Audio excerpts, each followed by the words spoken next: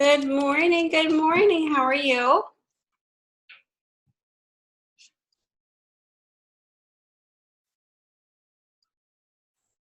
Hopefully you're doing well. Can you hear me?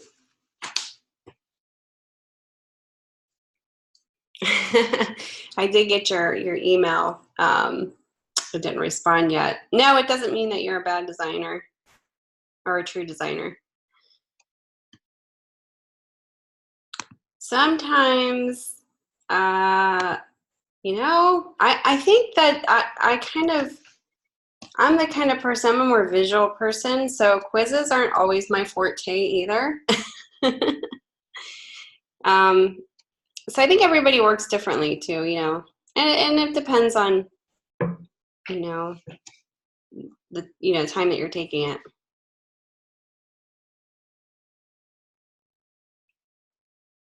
You're not alone. Nope. Sometimes it's like the pressure. Okay. So yeah, if you didn't take the quiz yet, we're gonna go over, you know, obviously I can't go over what's on the quiz question-wise, but we'll kind of read over it. And basically what we're gonna be doing today is going over what we didn't go over, because I had to kind of leave a little bit early, knowing that we had some time today to go over the rest for your assignment 2. So if you have anything that you want to share at the end too, we'll have definitely some time. So we'll kind of wrap up assignment 2 today. We'll go over your assessment 2 quiz, and I just have a few other things that we're going to go over as well. Before we get started, do you have any other questions?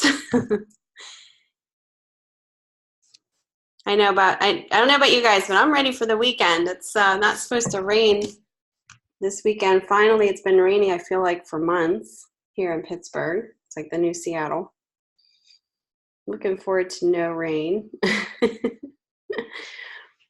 So hopefully you guys are in a good spot to just enjoy your weekend, to get some time off if you can. You know, getting your projects in quick, even sooner, so that you can enjoy the weekend would be really, really good. If not, no big deal. I know you guys have your own schedule going on. But welcome to week 2, live lecture 2. Just a few things before I get started. You guys know all about the deadlines, so you needed to have your initial post yesterday for your discussion post, so make sure you're getting that in if you have not. And then responding to 2 different peers on separate days. The last time we met up was on, welcome Tabra. Last time we met up was on Tuesday. We looked at your assignment 1, student examples, went over your discussion 2, and then again your assignment 2 went over. I will be finishing up that demo today. So today we're going to, this is kind of, I don't know why this is, I should have probably edited this slide here. We're going to be going over the rest of your assignment 2. We're going to take a little quiz, and actually 2 little quizzes. I think they're a little fun, going over what we've gone over so far. And then again, just going over your assessment 2, and then we'll just kind of do at the end, if you guys want to share your screen, show anything that you want extra feedback on, we can definitely do that. All right, let's do a little fun quiz here, because, you know, as we look at some logos, we get some connotations from them, right? So we see the elements playing a part, and they're giving off some type of a feel, characteristic, a personality. Oh, okay, thank you. So I want you guys to take a look at this and tell me which one looks more, and then we'll kind of pose the question here. You can write it in the chat here. This is to just kind of get you started to think about, okay, the elements that are in these logos really speak visually about, you know, each one of the logo marks. So which one looks more corporate to you?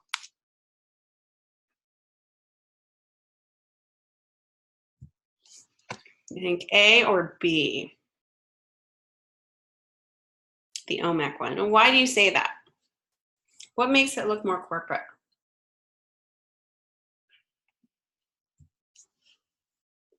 I agree with you. That actually is the right answer. The structure, okay. Break it down to the elements. What about the typeface? And do it versus the one next to it. Obviously, that's what we're comparing it to.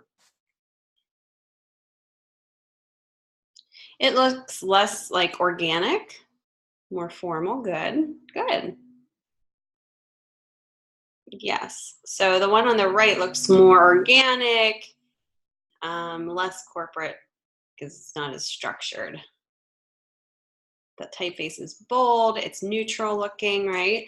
I mean, the one on the right, the word great is a neutral font, but the word grains is in a more organic type, you know, font.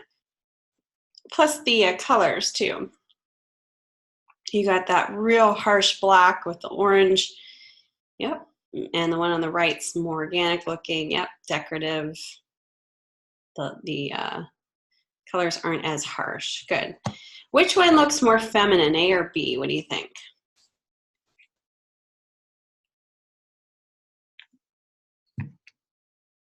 The one on the right. And why do you say that? What about it looks more feminine than the one on the left? The flower looks more organic and feminine. Floral. What else?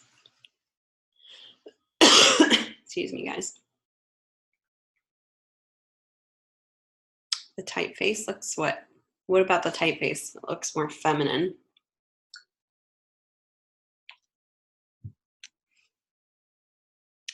It's finer, it's thinner, it's more elegant, right? Still has an edge to it. It's not quite too feminine. Fancy. Okay. What about the overall color? Is it heavy or light versus the one on the left? It's lighter. Yeah. I mean, all of these things play a part. The one on the left looks more masculine because it's very bold and heavy, and the font is, you know, more masculine looking than feminine. I wouldn't say it would be completely masculine, but you have comparison to the B. It is definitely more masculine. Good. What about this one? Which one looks more youthful? A or B?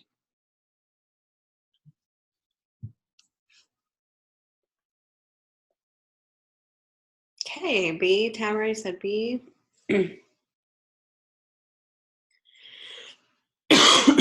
I'm coughing today, sorry. What about it is more playful? Can talk about it, break it down in its elements.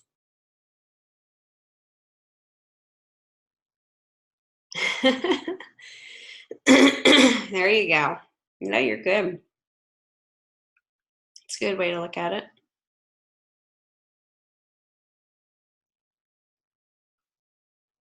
The mark, right?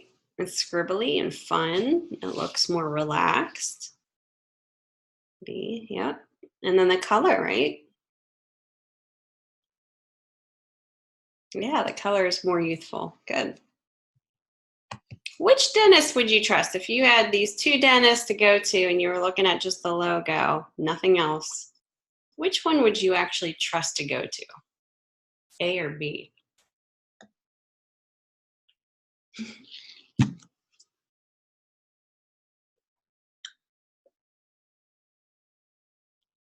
This is an interesting one. Everybody says B. Yeah, because the one on the right looks kind of like, I don't know, are they strangling that person? What are they doing there? It's actually a tooth. If you squint your eyes and you don't look at the head part, it actually forms a tooth, which is kind of cool. But then there's some type of weird thing going on where you're like, you know, or what are they doing to this person?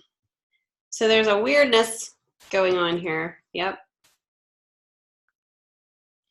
So that's kind of what I was going for with what's going on in that picture. But the tooth thing's kind of cool. Which one looks more expensive? Yep.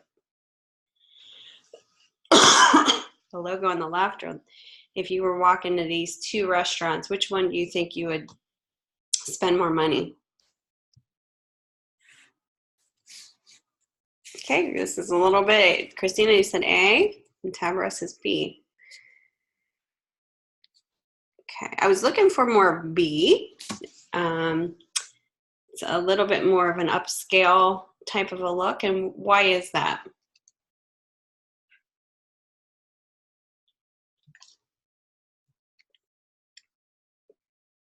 A seems more casual, yeah. Yeah, A is kind of like, hey, look at the colors going into play here, the imagery, even the typeface is a lot different than the one in B. The one in B is more elegant, more upscale looking because it's monochromatic colors, less is more type of a thing going on there. Simpler, yeah. Isn't that funny how you have two different seafood places and one's just so, looks more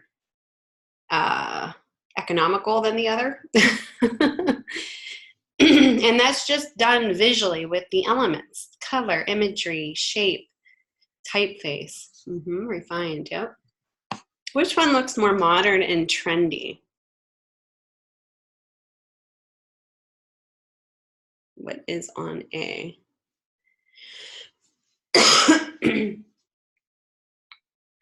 Yep, and why do you say that versus B?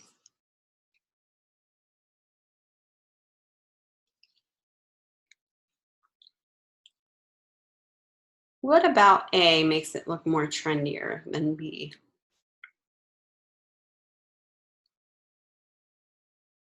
Modern and trendy. Yeah, B looks like my kids' artwork. There you go. So look at those two logos and just kind of talk about the differences there. Modern font, good, on the left. What about the structure? Like one's more simple, right? The other one's a little bit overdone, over-designed. So the one on the left, yep, is more simple.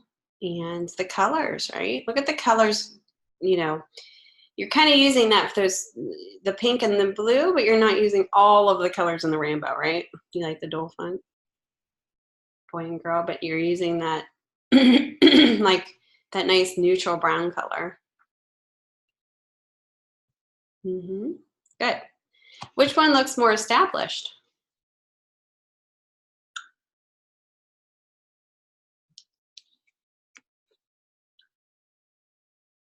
What about A? What's more established than B?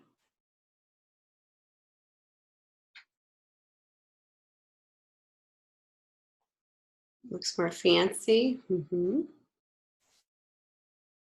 Because of what? What makes it look more fancy and more established? Structured. What about the typeface? Look at the typeface differences and the shape. The one on the right looks like, being like a mom and pop place, right? Which is not a bad thing. It just gives that feel of that, which, if that's what you want to give off, that's great. B's more casual, yeah. And you'd find it like a beach setting there. Yep, there you go. Yep. And then A would be more maybe a franchise place, more established is kind of what they're kind of giving that feeling of because of the overall look of it, the seal, the typeface, the color, the graphic. Good. Which one would you go to if you had something going on with your car that you wanted to take care of? The right one that has the fancy coffee types. There you go. Which one would you go to if you were like, okay, I want to go to a place that knows what they're doing? Would I go to A or B?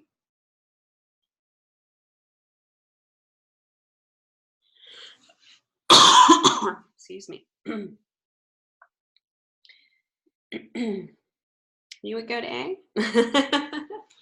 I don't know about you guys, but I probably would trust the people in B, logo B, just because it looks like they're more established, right?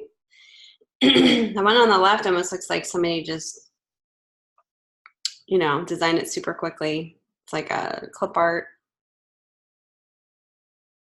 Yeah, it looks more professional on the right. Yep. Yep, a sketch on the left. So, think about this. Like, you have to think about how your logo reads in comparison to your competitors. So this is something to really kind of think about. This is why looking at your competitors is a good idea, because then you can align it appropriately so it's not too far off. Good job, you guys. Did you like that quiz? It's pretty interesting. Yeah. I have one more quiz that we didn't get to the last time that we were met up because I was so focused on getting to your demo here. And the name is kind of scary. Yeah, I guess I was just kind of going for maybe the look. That's right. All right, so remember how we talked about in week one, we kind of went over a lot of definitions in week one. So I'm going to see kind of what you retained. Hopefully you retained a lot. If not, no big deal. This is why we do the quiz.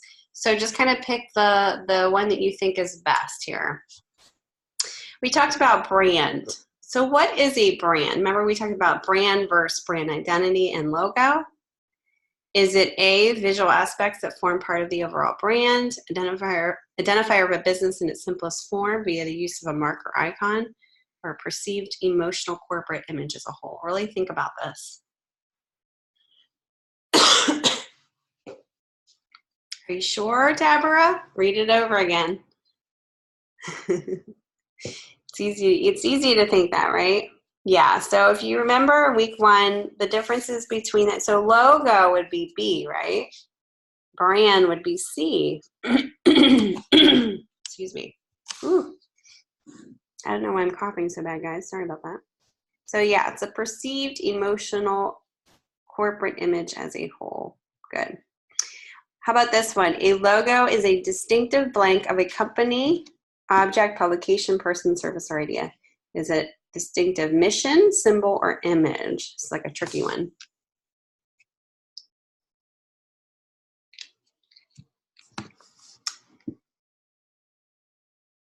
Okay. Don't be afraid to answer. I mean, just take a guess here. All right, let's see who's right. Symbol, good job. Christina. Good guess. We're looking for the best answer here, symbol. Well, right, that could be like a mission statement of what we're talking about. But it's a distinctive symbol of a company. Good. Okay, how about this one? The logo identifies a business or product in its blank form. Complicated, best, or simplest? What's the best answer? Yeah, good job. Simplest form. Excellent. Purpose of a logo is it identifies a business in its simplest form. So you can see here, these are very simple logos. You know, that's the challenge behind designing logos. It's keeping it simple yet not boring, memorable, versatile. It's a challenge. I don't know. Must be for something. I'm not sure. I just pulled these. It'd be interesting to know what that was for. Did you know that some of the logos that are most recognizable today didn't quite cost as much as maybe you thought, except for maybe BP and Pepsi? So what the logo means is more important than what it looks like. So you can see here Nike. Actually, Nike was designed by, I believe, a student designer for $35. That was as much as it. Isn't that crazy? Twitter was designed for $15. The Olympics logo was $625,000. Google was done for free.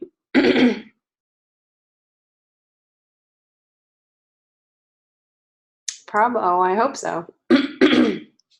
BP was $211 million. Pepsi was $1 million, and Coca-Cola was $0, free. Isn't that crazy?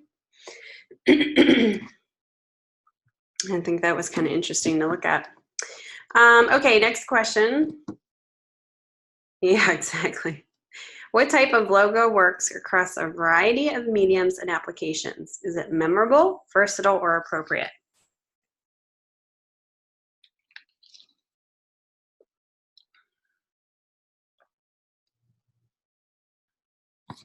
Okay, we're looking for versatile. Good try, Christina. It's okay. You are good at these quizzes, are you? I'm just kidding. I'm just picking on you.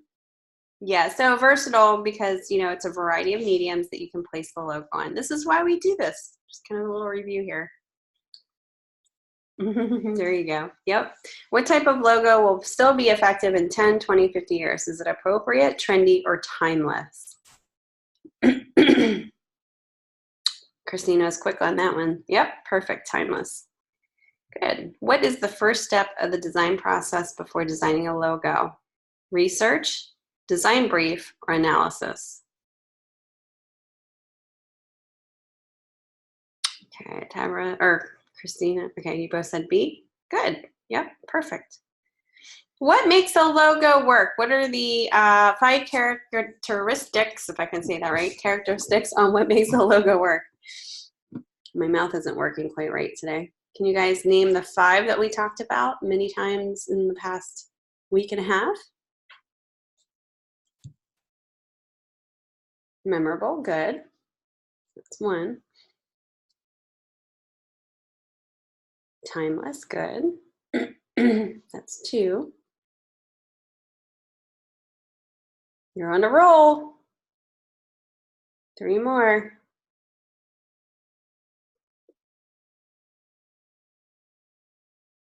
We can do it. We have faith in you guys. You're like little sponges.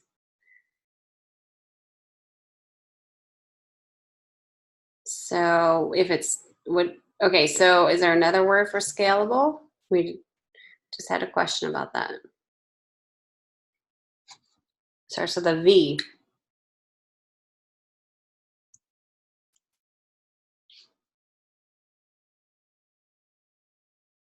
Versatile, good. It's a hard one to spell. Good job.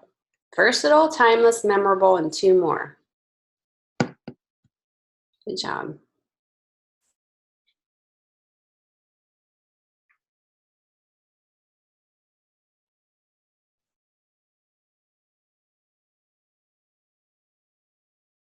What's the opposite of complicated?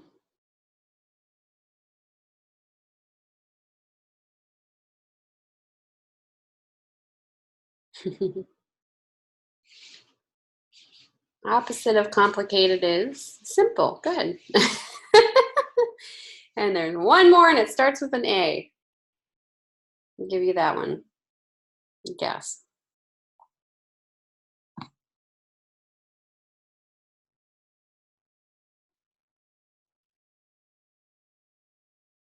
You remember the A word? Appropriate. Perfect. Good job, you guys. Took a little long, but I kind of gave you that time. Good. Simple, memorable, timeless, versatile, and appropriate. Good. We talked about this many times. And when you're designing your logo, make sure it hits all of these points. Good. Okay. Any questions? And we kind of just did a little review here, but do you have any questions on anything we just went over? If not, I'm going to get started into what we kind of left off in assignment 2. Good job, you guys. You were trying to get a screenshot. Oh, I'm sorry. Do you want me to put that back on? Okay. I did it real super quick. There we go.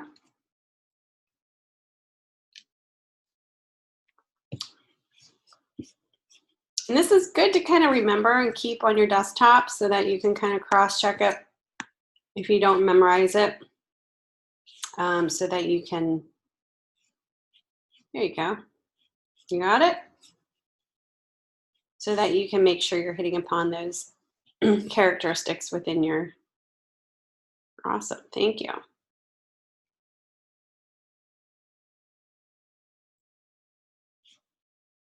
There you go, perfect. Good job. All right, so did you guys get started on this yet? Probably, right?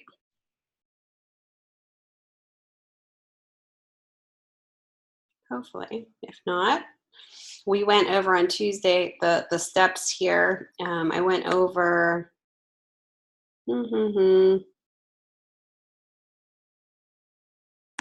3 to 10. Okay, good. So we went 3 to 10 on Tuesday.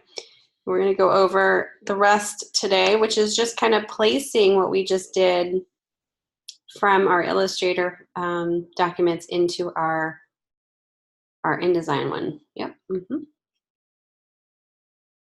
All right, so what we need to do is set a sheets up, and we need a title bar with your name and your client's name. And then we need the original logo clearly marked before our existing logo as well. So let me just show you what we just did. So we just have a little refresher here. So the last time on Tuesday, I went step by step from 3 to 10 in your prompted listing things of specifications that you need to do. Created a black and white or grayscale. So if you missed that, go back and take a look. Then we did, see, this is CMY, or this is CMYK. This is RGB. You know, have a little key down there. This is the logo, what it looks like on a color logo on a dark background, and a black and white logo on a dark background. Because we needed to redo the size for this particular step, I just did a separate file here for this, which I made it 11 by 11 instead of the smaller size that we did just previously. And you were to do black and white and color, separate pages on artboards. One logo is 6 inches, one 3 inches, and one 1 inch. So these are all ready to go. These are in Illustrator. All right, so let's go ahead and set up your InDesign file. And I'm going to, let me open this up so you can see it.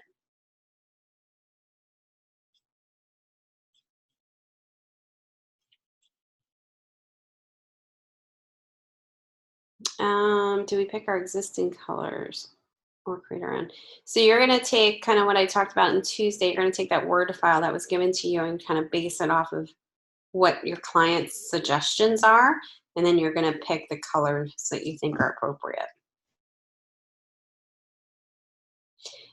Yeah, and Christina, I mentioned before, if you can't get it, like, you know, obviously if you don't have a symmetrical logo, it's not going to be a 1 inch by 1 inch logo that you're going to scale down to. But I would say get the width to 1 inch at least. You know, just kind of pay attention to the width. Yeah. You don't want to try to get it to fit into the 1 by 1 because you might distort it. And I don't want any distortion happening. Yeah.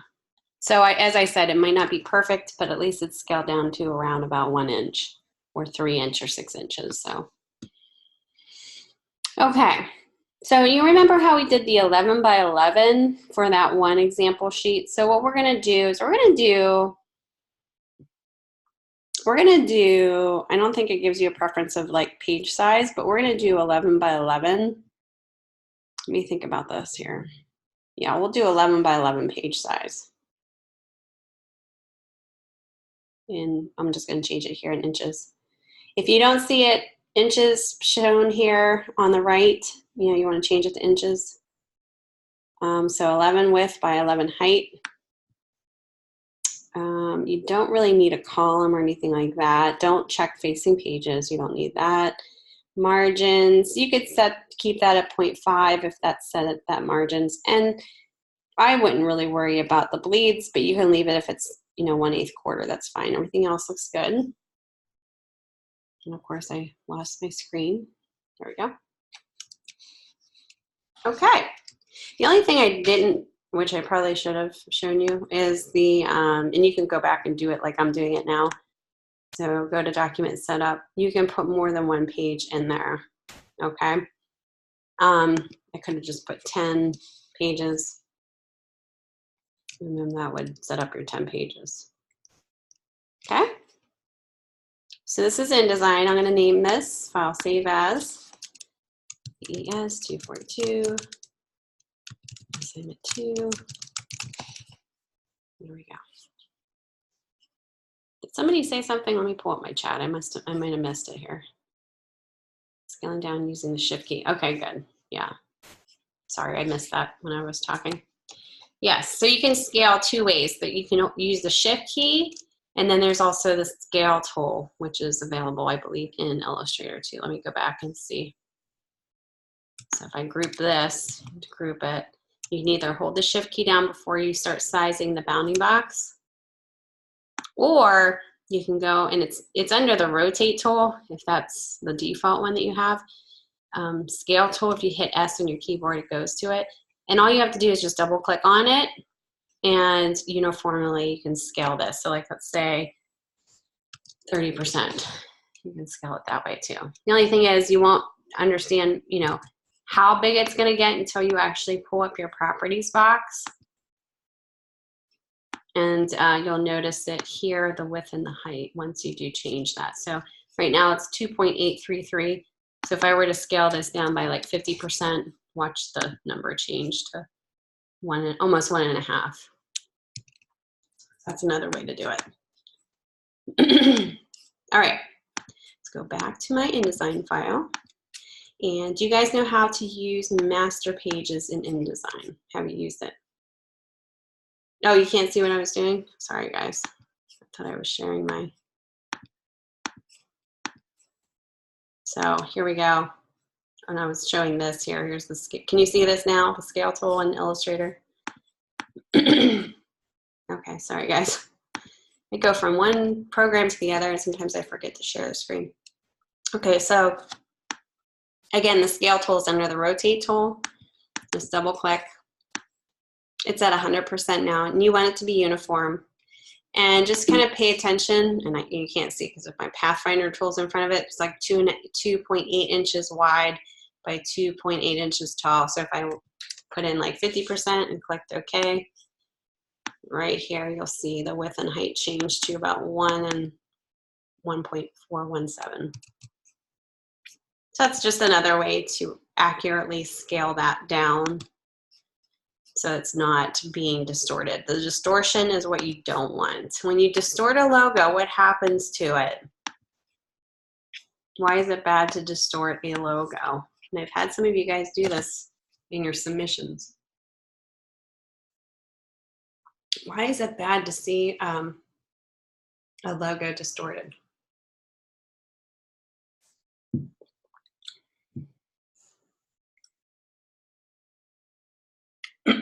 Well, it's a good guess. Less clarity, yeah.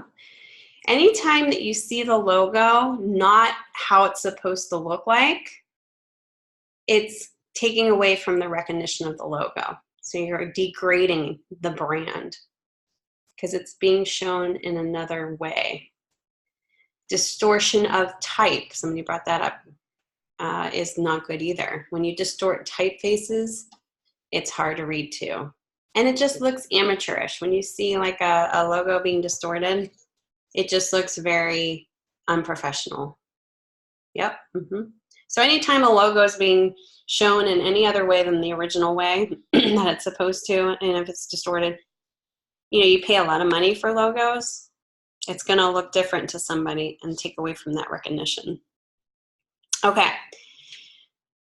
Here we go. We're going to get started here. We're going to do number 2.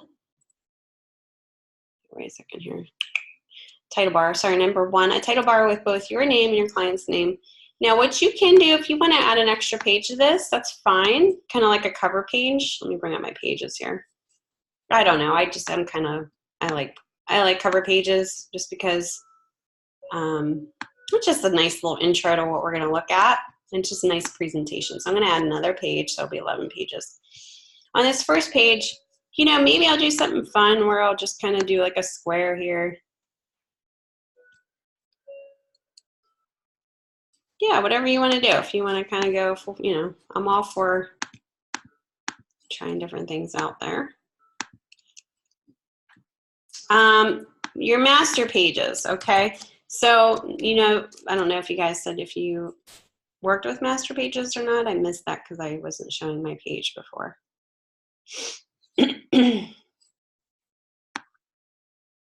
Okay, so if you haven't worked with master pages, they're basically in your page panel. So you would go up to window page and you'll see an A master default, and that's pretty much the one we're going to work with. You can make as many master pages as you want, but really we just want to do one.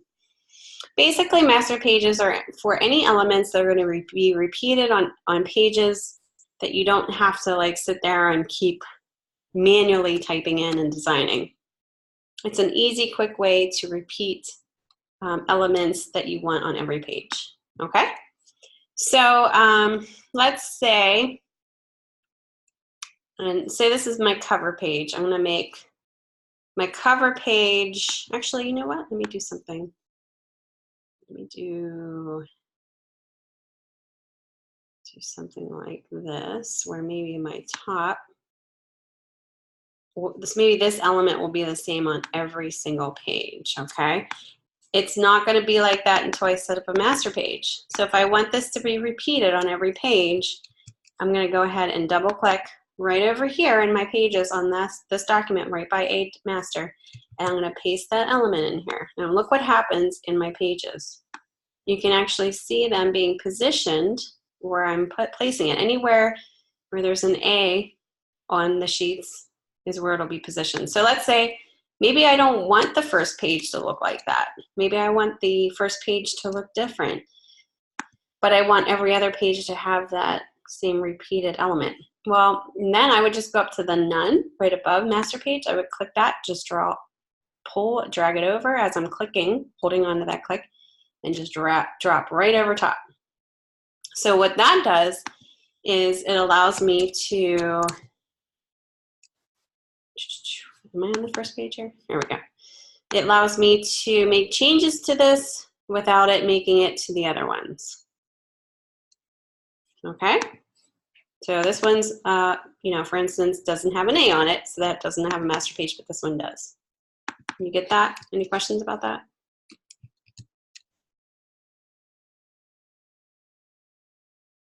Got it. All right, good. Have you ever learned about paragraph styles? And I'll just teach you really quickly. Okay, if you haven't. So paragraph styles are great. They're just like master pages in a weird way. But they are specific to your copy. So say if you want the same font style, the same typeface, point size, everything about it the same on every page. Quickly, to change it on every page, you would set a paragraph style. Now, every time you open up a paragraph style panel, you're going to see a default basic paragraph. Just ignore that. That's always going to be there. Okay? What you're going to do is you're going to create a new style. Yep, makes your job easy in the long run. So you're going to do a new style. You can either click right next to the garbage can here, it says create new style, or you can go up to the very top preset button, top right, and do a new paragraph style. It does the same thing. Let me see if you can see what I'm seeing here. Hold on.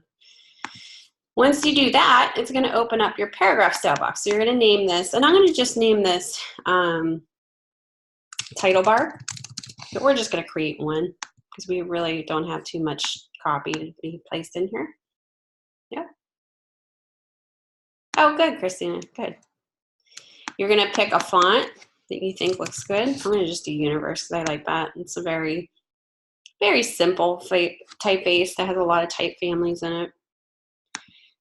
And I'm going to set this at, let's do 11. Universal, there we go. Okay. And then I lost you guys, sorry. For some reason, when I click on those preset buttons, it knocks me out of the screen share. Okay, so I have the title bar paragraph style set now. So I just have to take my type tool, and I'm just going to go ahead and draw out a type box. I'm going to go from the left margin to the right to make sure it's centered. And this is where I'm going to put designer. Oh, you know what I forgot to do? Let me do another paragraph style when I'm done here, and I'm going to make it reversed out in white because this one's, the one that I created is black, excuse me. So I'm going to go ahead and highlight this, and I'm going to go through those same steps, new paragraph style, and I'm going to double click on that one. I'm going to name this title bar white. And it's basically going to be the same thing. The only difference is it's going to be a white color instead of a black color. So I'm going to go back down here where it says color. I'm going to choose white for paper. that'll give me the chance to, and then you have to select it in your paragraph styles to have it, you know, chosen. And I can actually make this a little bit bigger since it's on the title page, maybe like a 14 instead of a 12, or even bigger. Let's see, maybe do like an 18. There we go. Designer, your name, client, and I'm going to put the name here.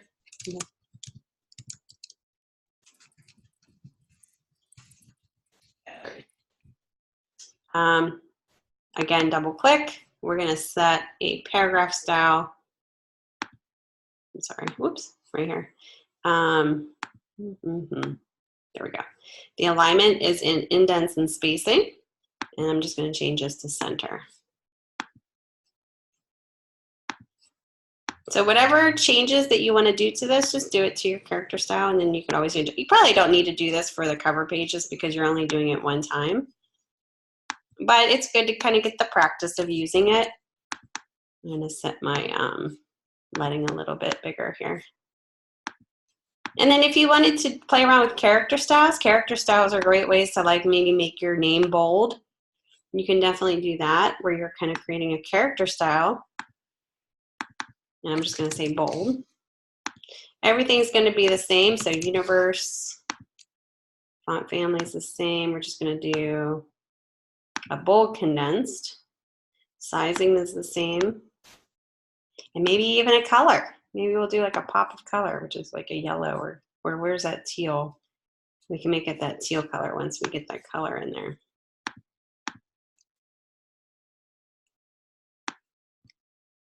And then you just click on it and it changes it to that color. Pretty cool. All right, so any questions about that? Pretty easy. This is what it looks like without all the guides there. All right, so that's my cover page. Doesn't have to look like this, but I just decided to do it like this. Yeah, it could be bigger than that if you want. Yeah. Okay, so then page 2 would be where I set up the repeated master page, right? So I want the type to be repeated the same. So what I'm going to do is I'm just going to copy this, and I'm going to double click on my master, and I'm going to paste in exactly what I just did on my cover. Only I'm going to change, and you can keep it the same if you want. But let's say you wanted to make it less bold because you really want the work to be the focus. Then you'll go back to your paragraph style, and you're going to. Now let me change this so it's centered again. You're going to change it to whatever you had set here. Of course, we need to have this white too.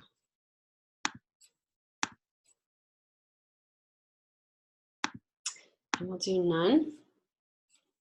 And this is kind of getting small, so why don't we just change this a little bit bigger here. We'll do 14 with an 18. So it's a little understated, but you get it, it's there. So once I place this on here in my master, it's going to be repeated throughout my pages here. So if I go ahead and click back onto my pages, you'll see each one of these will be the same. Yep. We're all good with that, right? So that's my title page, or my cover page. These are my title pages, and these are all repeated on each one of these. Okay. All right, now what we're going to do is we're going to save out our files that we did. And so we're going to go back to Illustrator. There's 2 file pages that we did, so this is the first one. We're going to, we have to show each one of these. Oh, and we have to do original logo clearly marked before or existing logo. So we have to remember that too. We might have to add an extra page to that. Okay, let me delete this. And what I'm going to do is I'm going to go File, Export, Save As. And you're going to save this as a ping because that's going to give you that transparent background. Now, since we have more than one artboard, we want to select use artboards and we want to say all. And depends on where you want to save this to. I'm just going to put it in my assignment 2 demo and click export. When you click export, you want to make sure the resolution is at high pixels per inch. There you go, yep. You want to make sure that this is transparent and click OK. Good. So that was for all of these logos that we did. And then we want to go and do the same thing with these two, right? So file, export, save as, size variations. I'm going to put it in the same folder, use artboards, all, export. Everything else looks good, transparent, high pixels per inch. We're good to go. And that's it. Go back to InDesign. It's like flipping back and forth. All right, so this first page, which is really page 2, is going to be your original logo. It's like back and forth, back and forth. And what we're going to do here is we're just going to write original. And you can set up a style for this too. Let's set up a style for this, just because we might use this as we go forward here. I didn't think about this. Oh, not character, not paragraph. Let's do a new paragraph style. We're going to name this body copy. It's really your subhead, not body copy. Let's do subhead. And I'm going to make this universe so it's all very, very consistent. Let's do 14. We're going to do black and then center align. So this is original. That's the subhead. If you could actually make it a little bit bigger than that, it's kind of small. Let's make it bold too. There we go. It's a little bit bigger. Okay, so this would be the original logo. What I would do, I would put this on every on your master page. I would keep this the same baseline. So what you would want to do, okay, so let's go over here. If you don't have your rollers set up, go ahead and go to View, Show Rollers. You're going to bring vertical and horizontal rollers here so that you can pull out guides. These are margin guides. So I'm going to pull a guide up at the top. I'm going to drag and pull it down. And I'm going to set this margin to about 2.5 right here. Okay, so that this hits on that baseline, 2.5. And what that's going to do, see, I have that margin set at 2.5. Whoops. Let me zoom in here. I hit the wrong button, sorry. See how it's sitting right on that margin? That's going to be my guide there. Okay, so anytime, and what I could do is set this margin in my master pages so that I can see that on every page. So I'm going to double click on my master. I'm going to do that all the way down to 2.5. There we go, and save that. Now, when I go back to my other pages, that margin's all set on every page. All I need to do is copy this box, copy, and paste it in here and set it on that margin. And we'll rename this one. Okay, so this is original. Why did that seem like that jumped there? My margin's not the same here. Hold on. You don't want to see a jump in between these. There we go. Okay. So I'm going to place the original logo. So I'm going to take the rectangle frame tool and just kind of draw it out with my margins here, my little rectangle frame tool, excuse me. And then I'm going to go and look for the original logo, which is in here somewhere. Let me check. Somewhere in here.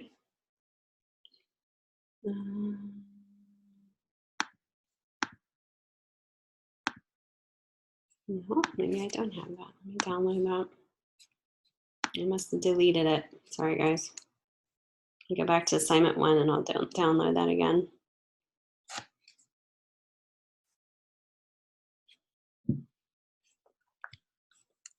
I think I threw it on my desktop and then I accidentally deleted it.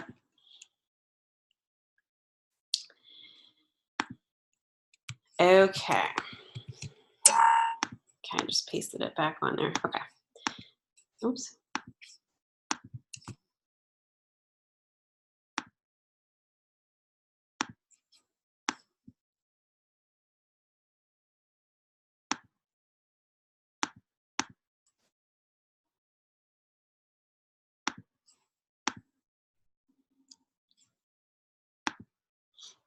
Okay, so there's the original logo. So if I were to do a preview, this is what this would look like.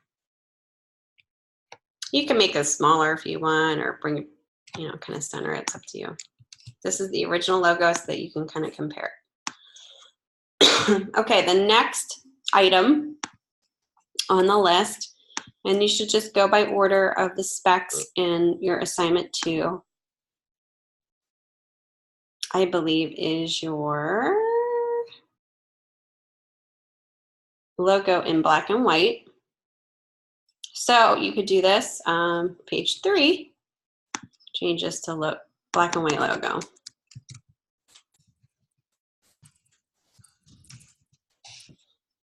Okay, and then take your rectangle frame tool. And this is something that you can actually copy and put into your master if you wanted to as well, so that you didn't have to keep doing it. You have the rectangle frame tool now automatically in here.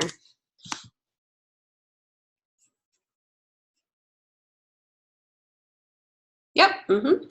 So Command D, go into your folder. Remember how we did all the pings? We're going to find the first ping that we did, which is the black and white, and we're going to place it in there. There we go.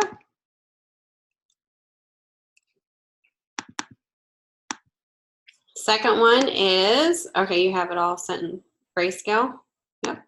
So just go ahead and, oh, you know what? The only thing in master pages, you won't be able to do that. Okay, so forget what I said about the rectangle frame tool. You won't be able to click on it because once it's a page, you can't edit it. So I'm just going to copy and paste over here. Yeah, duh, I didn't even think about that. Sorry, guys. So I'm just going to copy and paste and then position this based on my margins. And this, I'm just going to do Command D and find PNG2. And then I'm going to name this grayscale.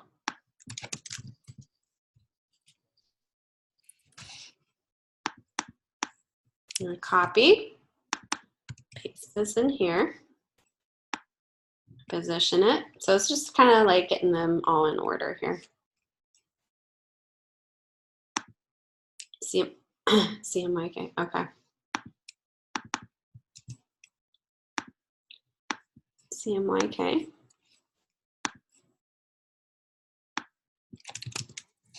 And then we'll just put CMYK. Color logo, CMYK.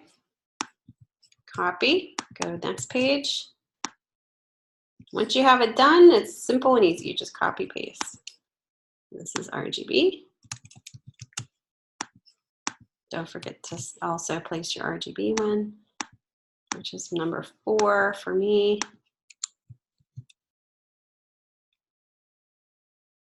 Yep.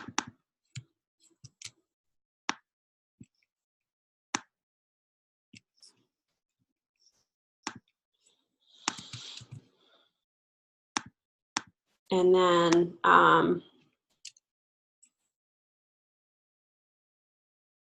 black and white, or black and white on a black and white background.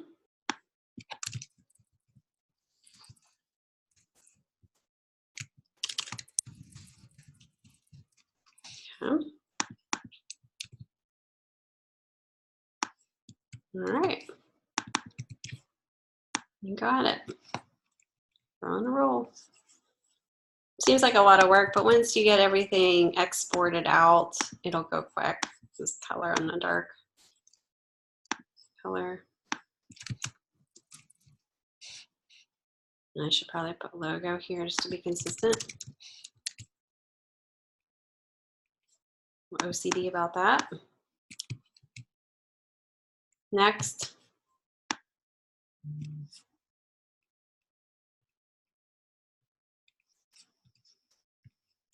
Oops.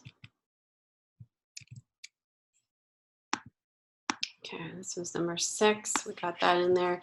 And then we want to do our sizes. Now, this is going to be different because obviously it's not sized to the page. So what I'm going to do for this one, I'm going to actually make this bounding box the size of the page. I'm just going to pull this all the way up and see how this fits with my headline. And then I'm going to go up to object, fitting,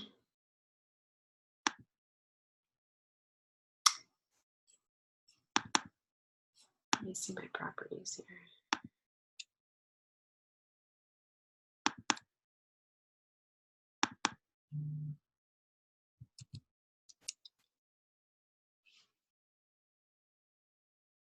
Okay, this is where it gets a little different here.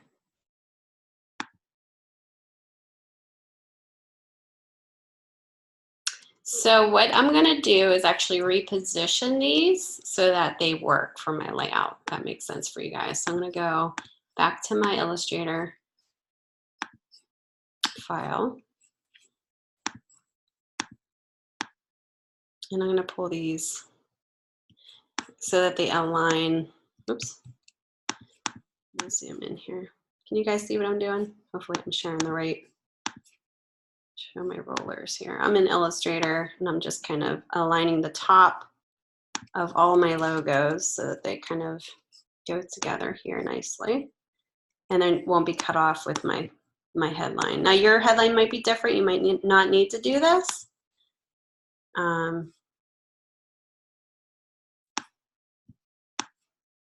But just kind of keep that in mind.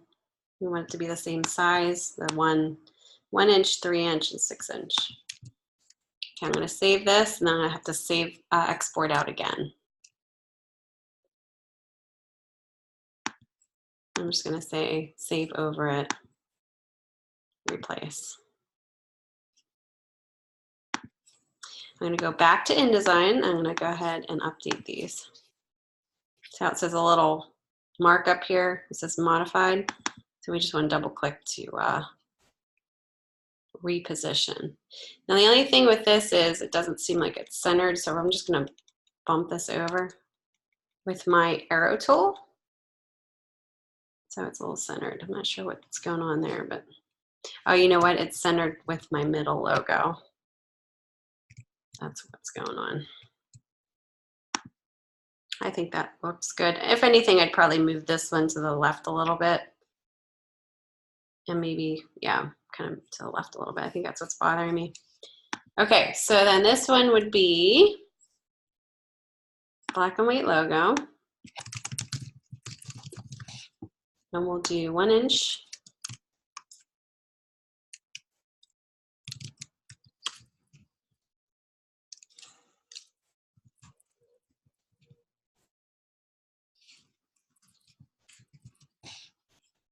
Something like that. Okay, we'll do the next one, same thing, paste that in there, except this one's going to be the color.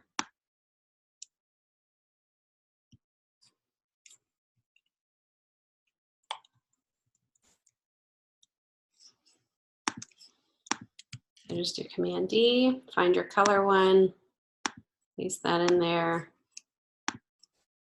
and just put color logo.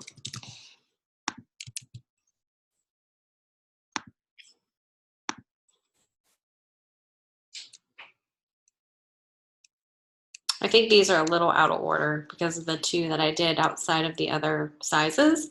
But as long as you have each one of these, that's fine. If you want to go in order, which I didn't, you can. But you can definitely see I'm using a grid structure. Let me hide my guide so you can see. I think just a couple are out of order based on the list. You know, I have a very good consistent way of placing all of my artwork here. You know, things aren't kind of just all over the place. Color cropping? What color cropping? What are you talking about color cropping?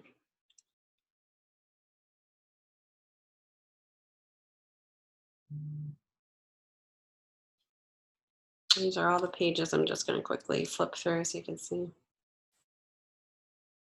Okay, what specifically? Can you be specific and I can go over it again?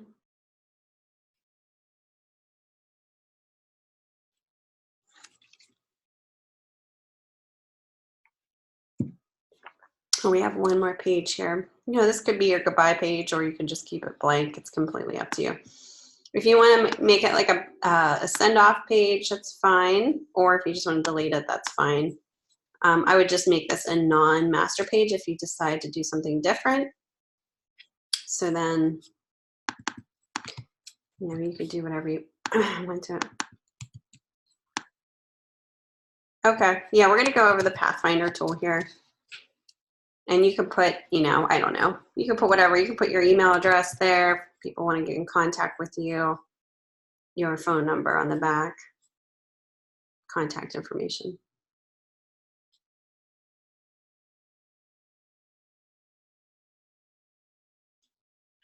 The only thing I would adjust, let me just take a look here, is maybe pulling down that title just a little bit. Just because when I look at these especially, it looks like this could come down a little bit. But that's like really small change. So just make sure you're hitting upon all the things that are needed. So you have your cover page if you want it. You don't need it, but you can. But at least start off with a title page with your name and the client's name, the original. Like this could be your first page if you want it too. Have the original logo, have somewhere where it says original, make sure it's nice grid structure. And, you know, you have your name as, you know, maybe the designer and the client's name up here or somewhere on the layout.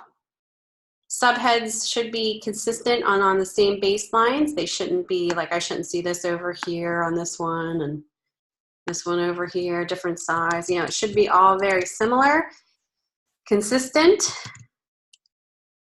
or else it'll just kind of look, you know, kind of weird. All right, any questions about what I did so far?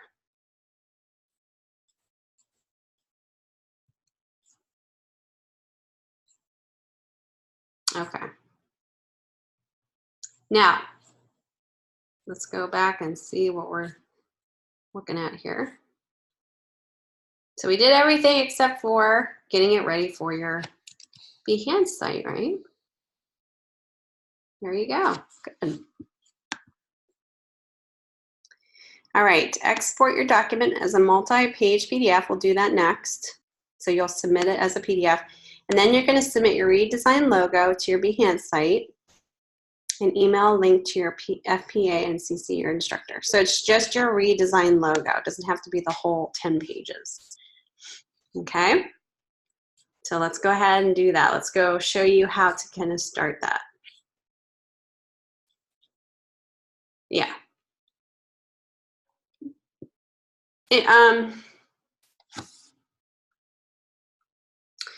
I don't know. I'm thinking it might look nice to have all 10 pages. I'm going to leave that up to you. If you want to do all, you know, all of your pages in Behance, you can. Or you could just do, you know, just show the logo, the final color logo.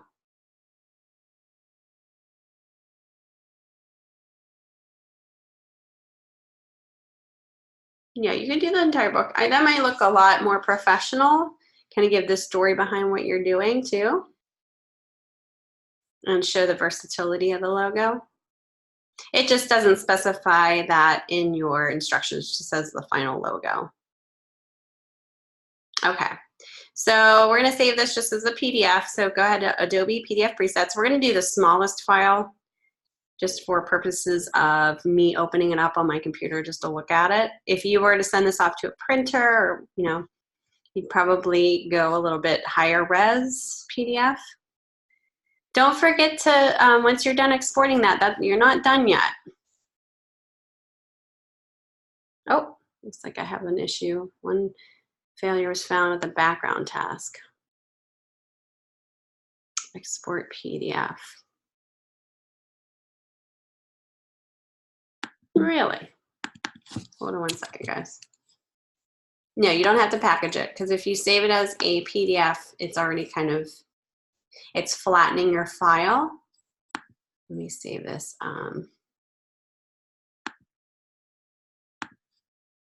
Let me go into documents here. Maybe that's my issue. All pages, pages.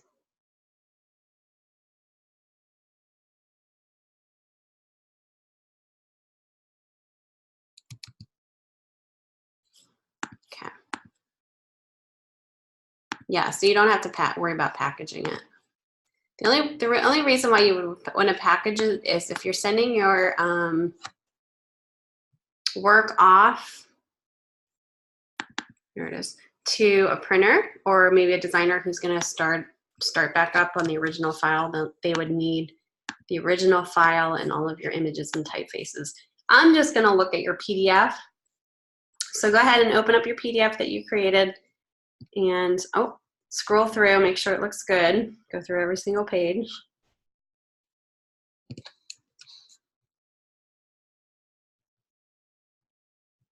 Okay, this back page I could probably add contact information, but that looks pretty good. So you're going to submit this for your grading. And then, and I'm going to do it with the more pages than one. Oops. What am I doing? Sorry, guys. Going right back and forth. For Behance, if you wanted to do all of your pages in Behance, you would go to File, Export, and you're going to export as a JPEG. I'm just going to save it to my desktop, but it should save all of your pages separately as JPEGs. All pages, 72 is fine because you're going to have it on the screen, maximum quality, click Export.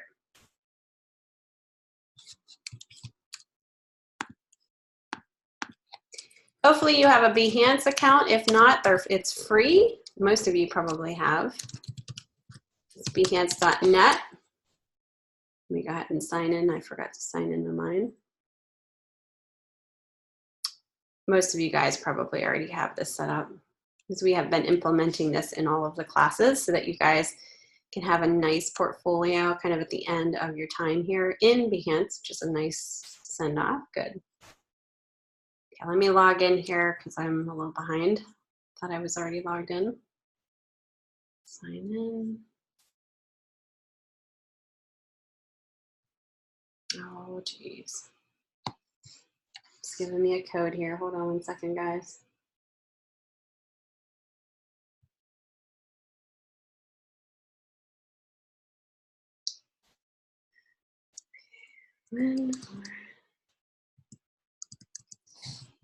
Verifying who I am.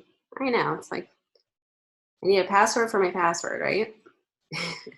Now mine's probably gonna look a little different than yours, but it's the same thing here. Looks like I have to add a banner image. I didn't see that. So what you're gonna do is you're gonna go in here once you export. Once you exported all your JPEGs, you're gonna say create a project.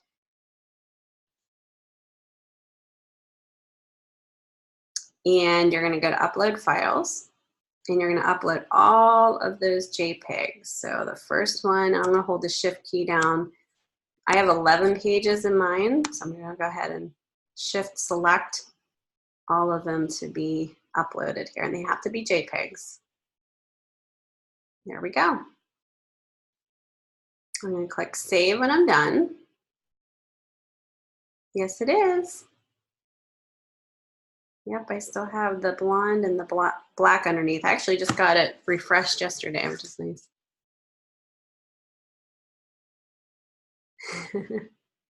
Thanks. You can name this the number of your, yeah, you won't be able, once you, if you try to, it'll say no, it doesn't accept PDFs. Yeah. You can name this logo redesign. You can name this the client name that you actually did your project on. Completely up to you what you want to do.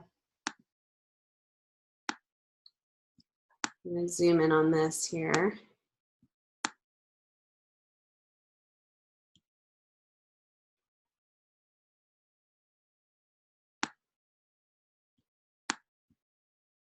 Crop and continue. And then you can add your creative field. So for this one, we are doing branding.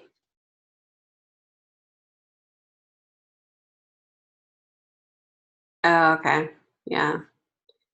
Branding. You're welcome. You can even do creative direction if you want. Definitely graphic design. I think it only allows you to do 3. So click done when you're done. Tools added. I mean, we use a lot, right? We use Adobe Illustrator. We used Adobe InDesign. We use Adobe Acrobat. And what else? We didn't use, well, you might have used Photoshop. If you did, you can add that in there. Done. You can even use Word if you want to add that in there. When you're done, hit publish. And go, I would just go back. Actually, the link will be provided here once you hit that. Just go ahead and copy that. And this is the link that you're going to send to your FPA and CC me on. So carbon copy your instructor, which is me, in that email. So if you don't know who your FPA is, just email me. I'll look that up for you. Once you send it, let the FPA know what class this is for. Say this is so-and-so. Say who your name is. Say this is for DES242 logo redesign. It's up to you if you kind of want to explain a little bit about the project so they get the idea of what's going on. They should. Little synopsis, and then send them the link. That way they kind of understand what they're looking at instead of you sending them an email and the email, you know, isn't direct, doesn't have your name on it, so they don't know who's sending this, and it's kind of like, okay, who is this and what is this for? If you go back to your front of your site, the Behance site where you can see all of your projects, you should be able to see a little thumbnail of your project here where you can click on it. Yep, exactly. This little cog up here, you can actually edit, clone, promote. So if you forgot to copy that link, you can hit promote and it'll give you that link to copy and paste. You can edit here too if you kind of wanted to make changes to it, or if you just wanted to delete it, you can delete it completely. Okay? Any questions about that? So that's these steps that we just went over. Sometimes, you know, when we have a lot going on, especially FPAs, so getting random emails, it's always nice to get your mind focused on what it is that you're talking about instead of having to think a little bit more. So you're talking to a lot of students during the day, so it's important to get to the point, be as clear as possible. Oh, I always delete my nice work. If I didn't, I'd have all these random pages of, you know, of all these demos that I did. But thank you. Any questions about what you need to do? That's pretty much it. Oh, well, that's great, Christina. At least they're thorough. Well, what I'm going to do now, if you guys don't have any questions about any of this assignment 2, I'm going to go over your assessment, just kind of quickly read over that. And then we're going to do a little demo on the Pathfinder tool because you guys asked about that the last time. And then I'll just open it up for you guys to, if you guys want to talk about anything, share your work.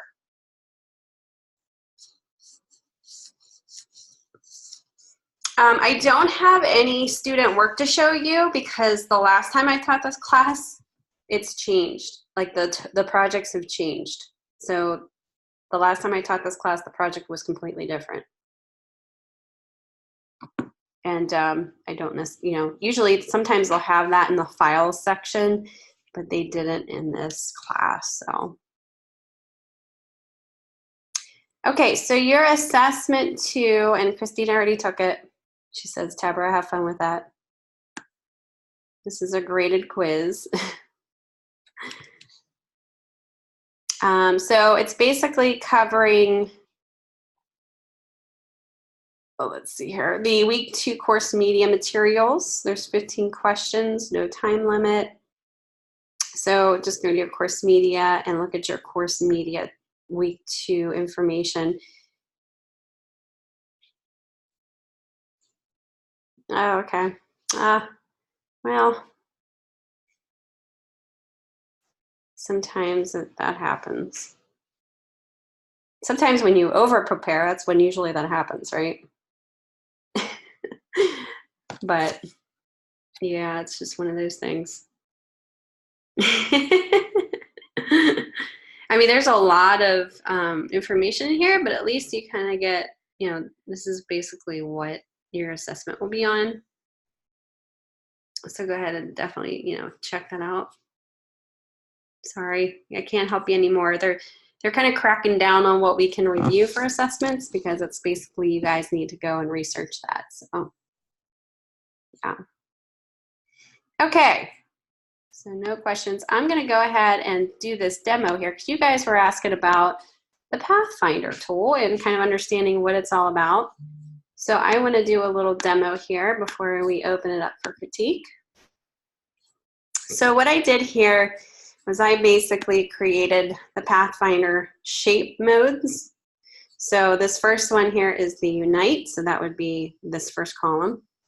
Second one would be minus front. Third one would be intersect. Fourth one would be the exclude. So these are all shape Pathfinder buttons here. Oh, okay, gotcha, Christina. Could be. The ones on the bottom are your Pathfinders buttons. So you have your divide, your trim, your merge, your crop, and your outline, and your minus back.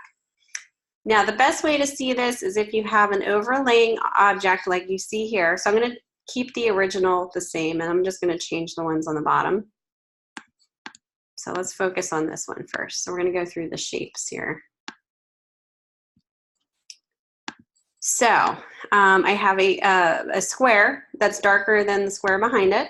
So you can kind of see the result of what unite looks like. So I'm going to hold the shift key down, and it only works on vector shapes, not images, just FYI. So I'm going to hold down the shift key and select the first shape and then the second shape with the shift key selected, and then I'm going to choose unite. So that unites both of those images together. So you can see that no longer has, you know, it's no longer two shapes, it becomes one shape with that filled color. Minus front, so we're going to do the same thing, just select it with our selection tool, shift select, go up to shape modes, minus front. So it's basically minusing that square, knocking it out of the shape of the background. Intersect is the third button on the top in the shape. So basically this is going to do the opposite of what the minus front did. So it's going to intersect the two shapes together, kind of is overlapping each other. And then you have exclude, which is kind of the opposite of both of those. You're excluding the middle area that's overlapping completely, but keeping the outer shapes. That makes sense to you guys a little bit more? Yeah, so that's the shape modes.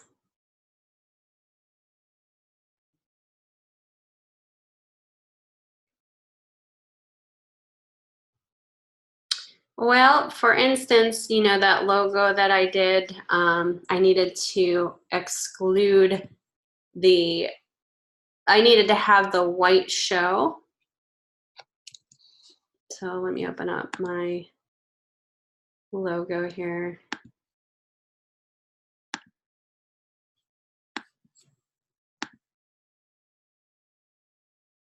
See how that white is filled with white in the circle with the MAG? So when I originally knocked this out, it was actually becoming transparent where the white is. So that's kind of, I needed to use my shape builder tool to knock that out. Oops, I can't do it now because I already did it to it. So these were transparent, so this is what this would have looked like. Minus the stroke here. Which, I mean, this looks fine, but like in certain cases, if I were to put this on top of, say, an image or even white, like if I were to put this over top of an image, let me get rid of this here. Yeah, so like let's say if I have a background, and I know it's hard to see because I don't, let me see if I have background placed in here. Let me see if I have a picture.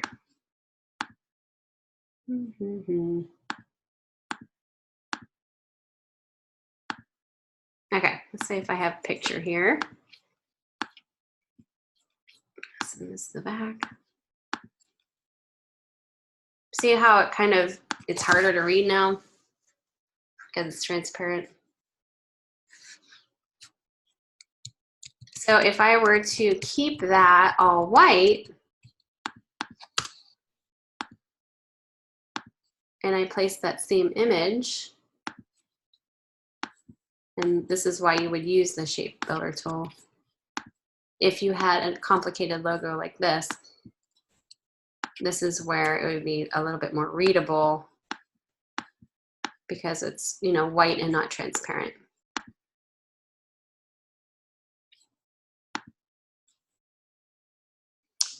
The other options too, so that you have the shape modes and then you have the Pathfinder modes, and they basically do the same thing. They just kind of,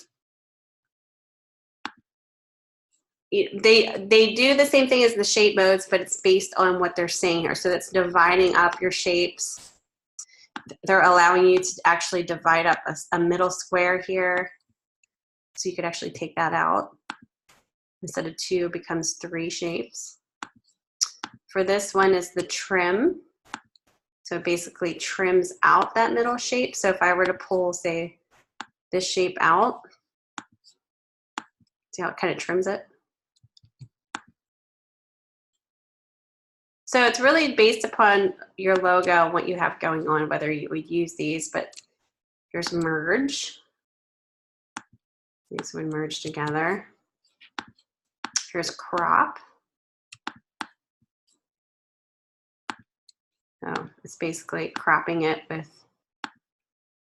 with those 2 shapes. You have outline. It's going to give the outlines of that shape. And then you have your minus back. So it's going to minus whatever's behind it and overlapping. Yeah, so that's a neat thing to, and that's basically what your shape builder tool is too. It's just a little bit more of a flexible tool.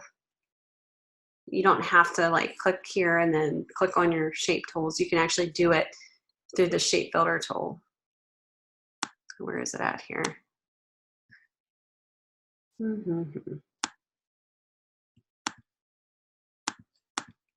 Where did it go? Where did it go? There's my width tool. There it is. I don't know why I always forget where that's at. What's the shortcut key? Shift and M. Okay. So if you do the shape builder tool,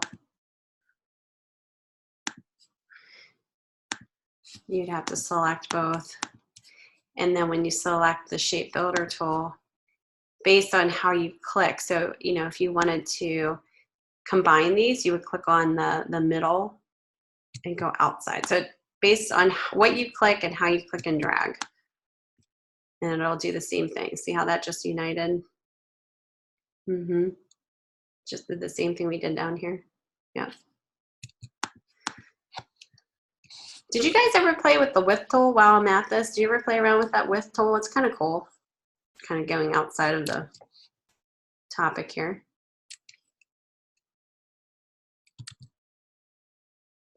Width tool is really neat. Some of you guys might want to take advantage of this. Let's say you're making a logo and you're kind of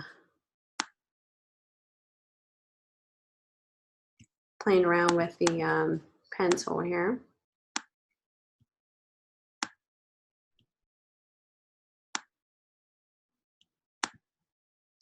It's a little pointy here.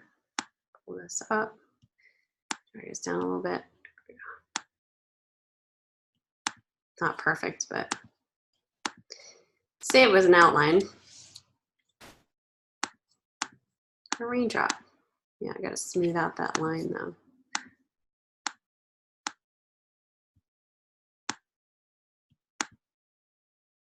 We'll just go with that. Okay. Yeah, the rainfall. Can't get away from that. So say if you have a very simple logo like this and you want to make it more dynamic, you can use the width tool. Width tool is really cool to play around with. So it's just one width size right now. So if I were to go to the width tool in Illustrator, anywhere I click, it's going to select the line that I want to play around with the width of that line. So I'm going to click right at the bottom just to see how that shows, and click and hold that click, and I'm going to drag down just to see what happens. And it's going to vary the width of my line from big to small. You can go the opposite too, like say if I wanted to maybe make this even thinner, I could pull in the other direction. So it's a really neat, fun tool that you can actually do some really cool stuff with. So you can make it very, very interesting, like just more dynamic looking.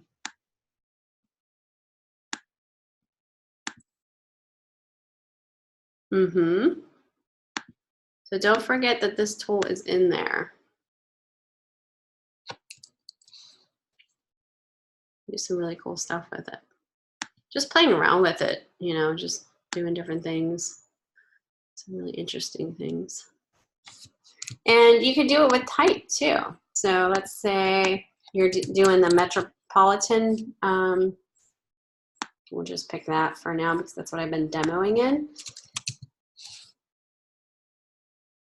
The blend tool is cool too, yeah.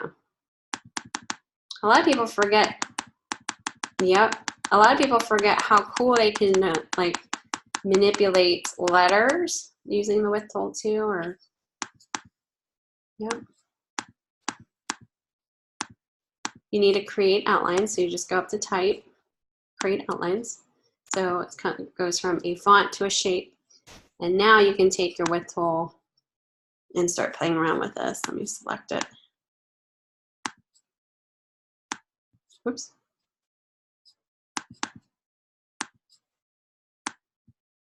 Ah! Don't tell me I can't select my lines because they're not closed. Hold on, hold on. Oh, let me do an outline. That's probably why. Let's make my stroke really thin here. Okay, now I'm going to take my width tool. Let's make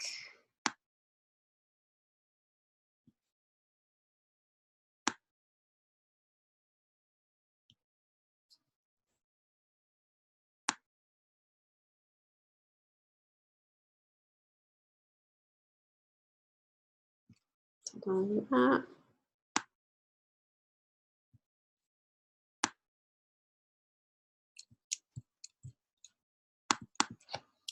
I don't know if that looks cool, but you know, kind of playing around with it just for fun. And you can always modify these, you know, so if you want to go the other way, you can go the other way. Some really cool things you can do. So, you know, don't forget about some of this stuff. You can really kind of try to make it look very interesting and different. instead of just like a regular M. All right. Anyway, I just wanted to show you a couple things right there. Okay, so we have a good half hour here. So I'm gonna leave it up to you guys if you want to share any work, get extra feedback, have any questions, want me to review anything, this is the time to do it. And more than happy to just kind of hang out with you guys, go over anything that you need me to go over, or you want to share your screen.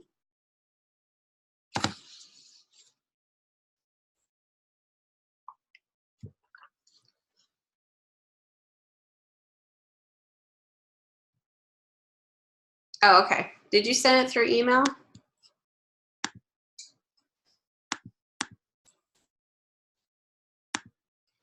Let me see if I can, okay, let me bring that up.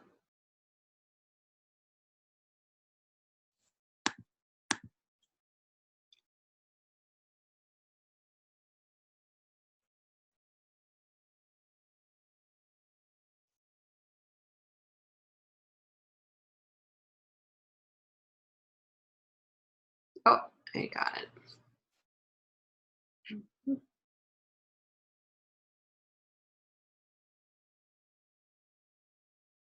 Oh yeah, you know what, I'm having problems because there's a screenshot in there it's trying to find. It's called screenshot 2019 6-19. It's like a pm.png. Oh, bless me. Why don't you just share your screen? Let me, oh, excuse me. Let me stop sharing. And you can share your screen, and then Tower will have you, I'm gonna unmute you, Christina, too. Go ahead and share your screen. Yeah, I tried to ignore it, but nothing came up. It wouldn't open for some reason. Go ahead, Christina. And then we'll look at Tabros too afterwards.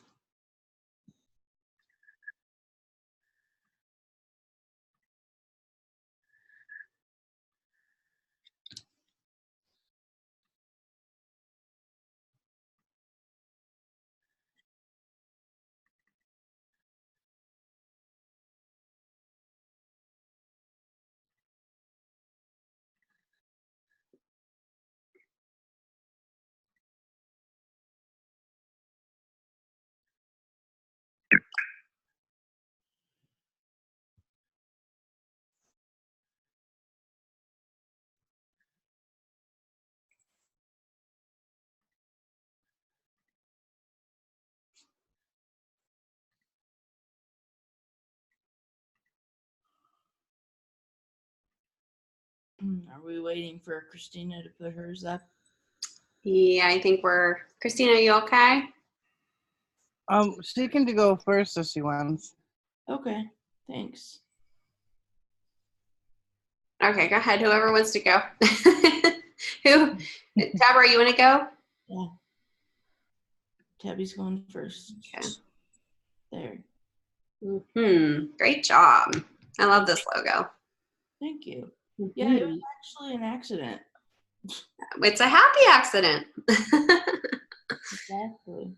And it's centered now. Looks good. Yep. Yeah, I had to center each section individually. It looks, I mean, it almost has to be super center, like perfectly, because it's such a symmetrical logo. Yeah, I haven't done any of the extra work with it yet. I think it's a good start. I think once you get into like colors and all that, you can kind of play around with the positive and negative space. Yeah. I think it's, yeah, it's definitely a strong logo. You have some really nice contrast and. So I'm supposed to pick colors based on my research? So you're given a Word file in your project specs that you can look off of, the client suggested kind of colors, but you don't necessarily have to use those colors. But what I would do is just kind of research other art galleries and see kind of what colors they've used to kind of align yours in a, in a way that's appropriate. I would really stick with only 2 colors for this one. You don't want to go too crazy. Have them blending in the middle. What's that? Have them blending in the middle. Blending in the middle. Okay, yeah, like where that triangle forms in the middle. Might be kind of interesting. Yeah, play around with it. You have a lot of different combinations that you can do. Cool. Okay. Mm-hmm. I just want to make sure I do it right. And then whenever you put this on a dark background, everything that's black will have to be white. Yes. Yes. I'm excited to see how you go forward with that, though. Thank you. Mm-hmm. You might want to put, the only thing I can see are very small little, see where the art is, the R and the T are touching. Oh, they need tracking. Just the track, just to get a little bit space in between there so it doesn't look like a weird, like it's kind of blending together there. Yeah, definitely needs a touch of coloring. Yeah, but that's about it. Cool. Thanks for pointing that out. Yeah. Well, and I could do it with the R and the Y too. Yeah, just a little bit there. Yeah, so very little, the specific details there. Cool. I will definitely do that. Great job. I'm excited to see this go forward. Thank you. So am I. You're welcome. I wish it could go forward by itself. Just do it yourself. Yeah. Wish you could, the program could just do it, right? Yeah. Okay. All right. Well, thank you for sharing. Yes. All right. Now I will unshare. Okay. Stop share. Pause share. Stop share.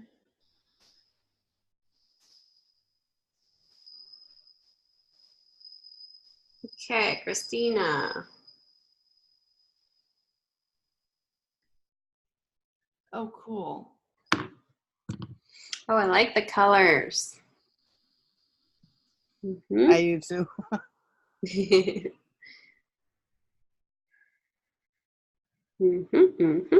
Oh, I like the way you position the name. That looks good. I'm not sure about the green. I almost like to just see the outline of the triangles. When you make them solid, it changes it. Yeah, because Did you try break of day being green and then just doing like the triangles just in black or like a brown outline? Oh yeah, I could. It's almost Just like like color. yeah, I don't know. It just looks different when it's filled to me. It looks so much more interesting when it's an outline. This one's my favorite. Yeah, I think this one is definitely, yeah, I think this is a strong mark. I think the colors are working really well. The only thing I can see here is, see how the MAG is rotated at a different angle than the top words? That's the only thing that bothers me, and I didn't notice that until now. See how it's a different angle? Now that's something that you might need to fix to be on the same angle so that it doesn't look awkward. I don't know. Go back to your black and white logo real quick.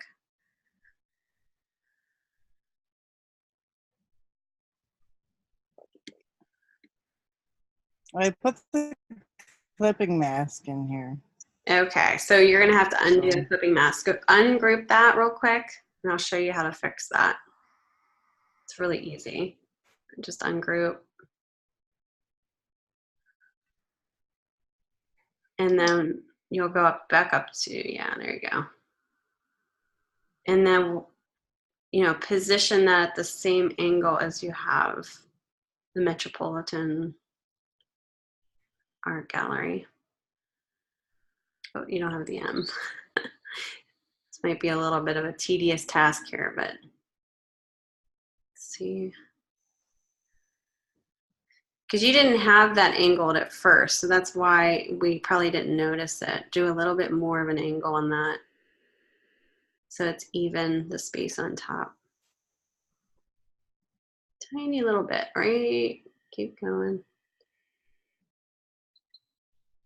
Oh, go back a little bit. It's going to be a real small shift.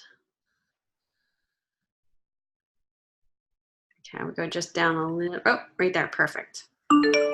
See how that works a little bit? Look at the one on the right now, and then look at the one on the left.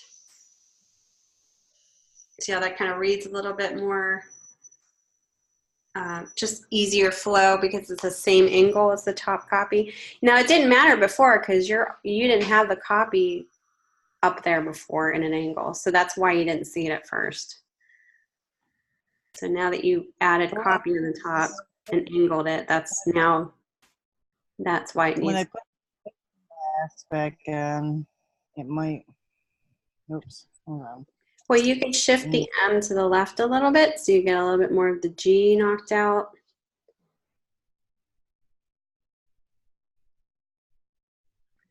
Just use your left arrow. There you go. Keep going maybe a little bit more.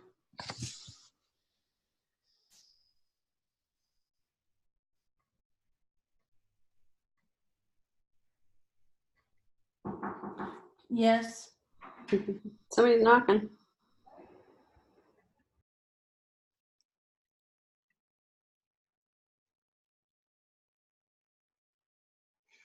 There you go.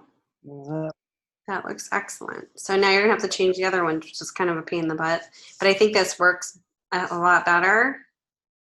It works really well because it's on the same angle. It just looked a little weird before. Does that make sense? But I like I mean, everything's good. You just have to change that little shift on all of them now. I mean, obviously you can copy and paste it, but I like the color combination that you have going on. I think that works really well. Did you try in the color combinations, do you try to make MAG white instead of black?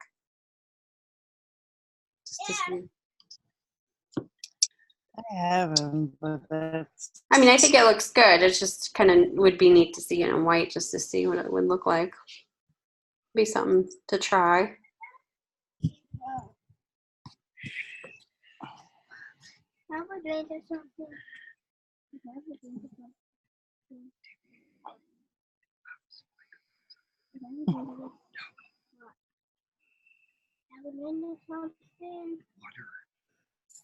Do you have one?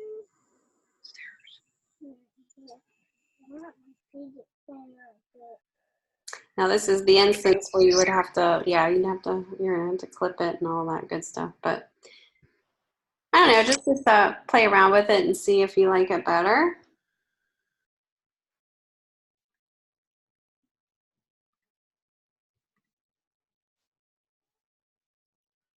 It actually makes them more eye-popping, I think. Mm-hmm. Well, I think what's nice about that is that the triangles become so heavy looking that when you add the black letters, it makes it really heavy. But when it's white, it actually balances it a little bit better.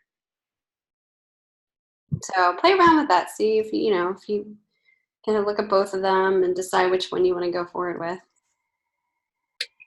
I'll do that. But good job overall. I think this is a really strong mark. I once you have that revised, I think you have a really good strong mark here. Good job. Thank you. Yay. It's good to see you guys progress. I think that's that's what I love, seeing that part, seeing you guys push everything forward and seeing where that can go and just get more effective. I love it. I love seeing all the final projects. Good job. Do you think if I changed any thickness on my triangles, would that mess it up? I would probably keep yours the same. I think it's working. Okay. I mean, you can try it on the side just to see, but it might not. I think what you have works so far, so I wouldn't change it right away unless, you end up experimenting and saying, ooh, that actually looks a lot better. Okay. I'm not going to say don't try it, but I wouldn't change your whole thing if you were to test it. Just experiment. Okay. Thank you. Good job. Any other questions or any other things that you guys want to go over before we end today? Good job. Thank you for sharing your stuff.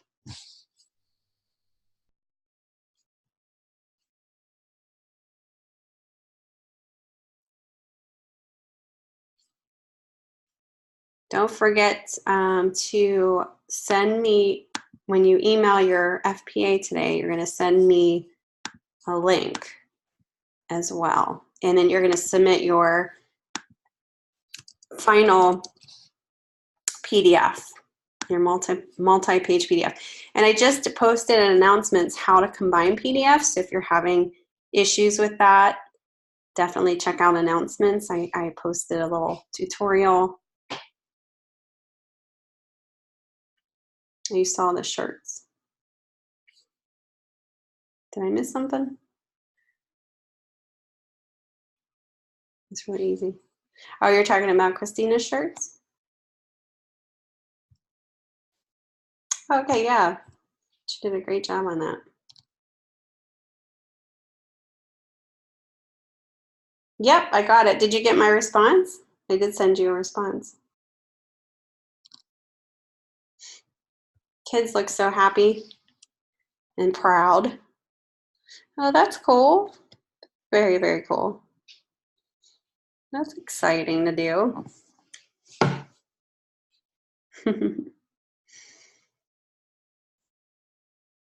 Aw, that's kind of what makes it worth it. Love that. I feel lazy now that I see you doing all that, and I like get so lazy because I'm so busy. I end up buying shirts that are pre-made by somebody else. I should be doing it myself. You're welcome, Tabra. Thank you guys for coming again. Hopefully you got a lot out of this lecture this time, and now you can go forward with your work. There you go. That's what I'll need. All right, guys, enjoy the rest of your day, and let me know if you have any questions going forward. And I'm excited to see your final projects. We're going to be starting a completely new project next week, which is your own personal logo, any logo that you want to design. So that'll be cool. Definitely something to look forward to. You too. All right, I'll see you guys on the discussion boards. Have a great day. Oh, great. Good job, Christina. Always one up everybody, right? One step ahead. Good, good, good. Yeah, it seems like a lot of people are excited about this upcoming project. So, and it's one of the hardest things to do. If you do a personal logo, it's one of the hardest things to do. At first you think, oh, this will be easy. And then you start designing it and you're like, ah. And I think it's because we're never happy with what we have, right?